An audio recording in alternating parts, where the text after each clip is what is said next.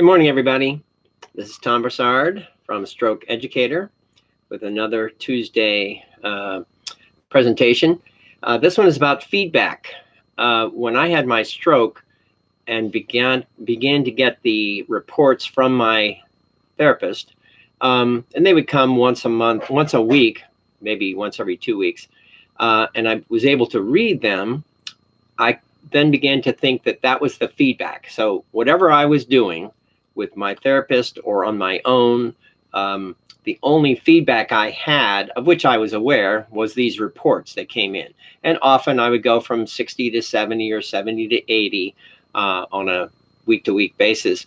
But I began to understand that there must be more feedback that comes from your body. It's like hitting a baseball or playing tennis. You can't just do it 1, 2, 3, and then wait for the coach to say, "Oh, how did I do?" You have to 1, 2, 3, 4, 5, 6, 7, 8, 9. Basic, you have to do that all the time. And the feedback you get then eventually will be the coach and others around you saying, "Okay, you need to do this and this to improve your stroke." Again, we're talking tennis here, or hitting the ball better, or being able to actually adjust so you can hit the ball to the right or left field. So a lot of feedback comes into that. And I started wondering how I can produce the feedback I would need that would otherwise help me improve based on my strokes. Of course, I was running my diary and reading it. I couldn't tell that they were anything other than good, although I know that the brain could probably tell that something was wrong.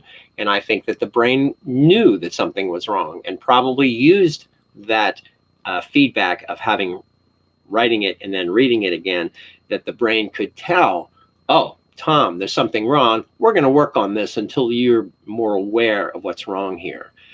Same thing with my recording my voice. I would record myself. There were 202 in 2 years. I would, I don't know if that's a cat or what. I would listen to it again, focus on it, what was happening. They all sounded fine to me. It wasn't until I had them transcribed and was able to read them. I said, "Oh, that is what I was doing." I had no idea that I was making all these mistakes, even by listening to them until they were written. But along the way, clearly my brain was still bringing in that feedback and adjusting neurologically so that the next time I would use it better, use those words better, be able to pronounce those words better. And it wasn't just because I did the 2 times a week and had a report provided that again said my grades were moving up. That still wasn't enough. It had to be the instantaneous, the moment-to-moment feedback that comes from writing something, listening to something. I took hundreds of pictures of the world around me, and they too were part of the feedback because I would bring them home and I would study those pictures because I couldn't read them out on the street. I could only really read them quickly as I went by. I needed more information that I could study them. And after I still couldn't study those words, I would hand it to my wife and say, "Please read this for me." And she would. I still couldn't understand the simplest of words. To this day, that is true. When I can't figure out a word, and I have lots of tips, lots more than most people have, and I still couldn't come up with a particular word, eventually I would get up, go see my wife and say, "Please tell me what this is." And she would start spelling it. Last week, the word was show.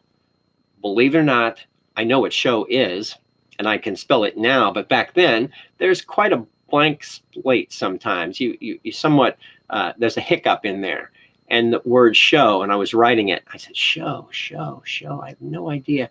Show. You have to keep saying it and saying it out loud. Show. In this case, I still couldn't come up with it. I went to see my wife right over there. I said, "Show. Tell me the word show." She started SHOW. Okay, show. I come back here and go back to writing. So feedback is a very important component And it is not unlike all of the other experience-dependent neuroplasticity activities that you've been doing all along. Sometimes you're aware, sometimes you're not. You need to be more aware of all of these activities. And in my case, when it came to those activities, I began to realize that, excuse me, that feedback is really nothing more nor less than an extended type of the experience-dependent continuum of activities. Excuse me.